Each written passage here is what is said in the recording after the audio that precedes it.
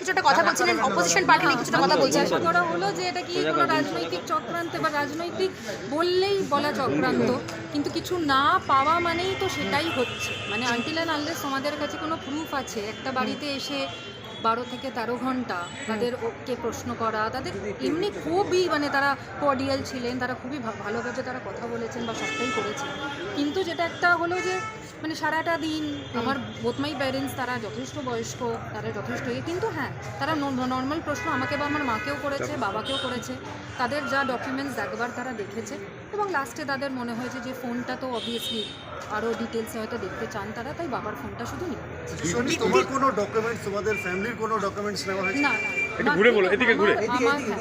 আমার বা মায়ের বা আমার দাদাও আছে, আমাদের কারোর কোনো ডকুমেন্টস, ইনফ্যাক্ট বাবারও কোনো ডকুমেন্টস নেওয়া হয়নি।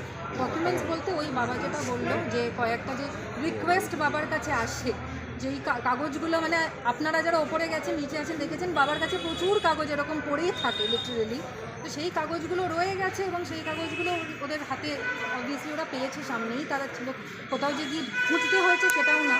সুতরাং সেই জায়গা থেকে আমার মনে হয় যে কোথাও একটা প্ল্যান করেই হয়তো কোথাও হয়তো এটা একটা প্ল্যান করেই আসা লোকসভা ইলেকশনের আগে, আর বাকিটা দেখা যাক কারা প্ল্যান করতে পারে বলে বলছেন। আমি মানে একেবারেই বলতে চাই না বা বলবো না, কিন্তু আমার তো ডেফিনেটলি মনে হয় যে কিছু ভালো মানুষকে টার্গেট করা হচ্ছে যাদের আগেনস্ট অন্য আর কিছু পাওয়া যাবে না বা হয়তো পাবেও না। আপনাদের প্রশ্ন করা হয়েছে তো, আপনাদের প্রশ্ন আপনাদের কোনো আর্থিক লেনদেন হয়েছিল পরিবারের কারোর সঙ্গে? একেবারেই না, মানে পরিবার তো ছেড়ে দিন, বাবাও ছেড়ে দিন, মানে আমি এত বছর রয়েছি, বাবাকেও এতদিন ধরে দেখছি, আমার এন্টায়ারলি একটা ডিফারেন্ট প্রফেশনে আমি রয়েছি, আর্থিকভাবে কোনো অন্যান্য কোনোভাবে কাইন্ড ক্যাশ কিচ্ছুভাবে তাপসবাবুর কাছে চাকরি চাওয়ার জন্য কোনো অর্থ দেওয়া নেওয়া বিনিময়ে কিছু কি হয়েছিল বাড়িতে, এই বাড়িতে? এরকম যদি বরং হতো আমার মনে হয় ইডির কাছে আরও হয়তো অনেক কিছু থাকতো, যে আমাদের কাছে এরকম প্রুফ আছে তাই এসেছি আপনারা বলুন, কিন্তু তারা একদমই বলে গেলেন যে এই